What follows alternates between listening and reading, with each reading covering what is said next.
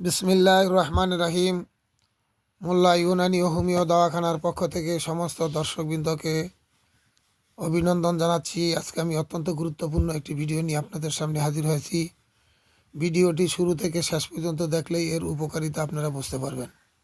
আজকের ভিডিওটি এত উপকারী যে বর্তমানে সমস্ত রোগ, বাত রোগের কারণে সমস্ত মানুষের শরীরে ব্যথা বেদনা হয়ে থাকে এবং জ্বর, বিভিন্ন ধরনের জ্বর, ডেঙ্গু জ্বর, টাইফয়েড জ্বর, ম্যালেরিয়া জ্বর এবং সান্নিপাতিক জ্বর, বিভিন্ন ধরনের জ্বরে আক্রান্ত হয়ে থাকেন ওই সমস্ত লোকদের জন্য আজকের ভিডিও।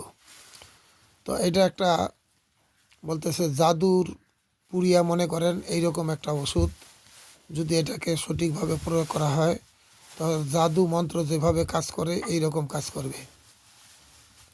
তো আপনারা প্রথম যে সমস্ত আইটেম নিয়েছে এগুলি দেখেন। তো প্রথম আমি যে জিনিসটা দেখাবো এটার নাম হচ্ছে মৌরি বা সফ বা মিঠা জিরা। এটাকে ইংরেজিতে বলা হয় ফেনেস্টিন। এবং দ্বিতীয় যে জিনিসটা নিয়েছি এটার নাম হচ্ছে ধনিয়া,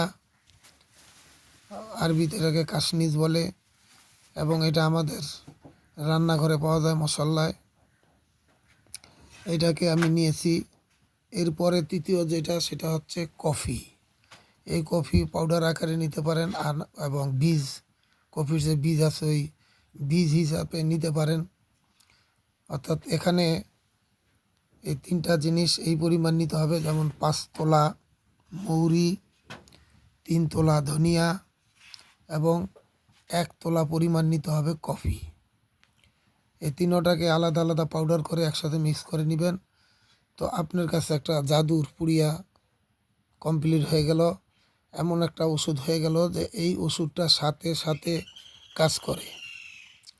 এটা ইংরেজিতে এটাকে এপিসি বলে, এখানেও এটা এপিসি আকারে কাজ করে। যেমন এখানে ফেনিস্টিন আছে, ক্যাফিন সাইট্রাস আছে এবং অ্যাসপিরিন আছে।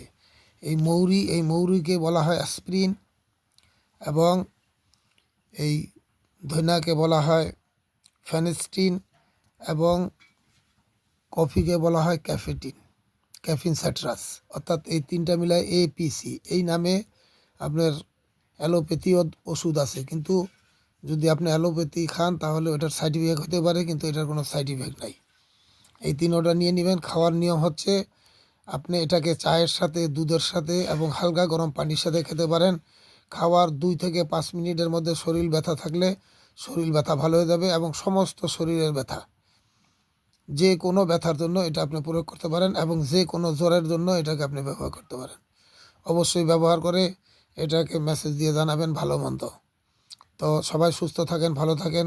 ভিডিওটি অবশ্যই লাইক, শেয়ার এবং সাবস্ক্রাইব করবেন এবং অন্যকে পৌঁছানোর জন্য চেষ্টা করবেন এবং পরবর্তী সমস্ত ভিডিও সবার আগে পাওয়ার জন্য বেল বাটনে প্রেস করবেন।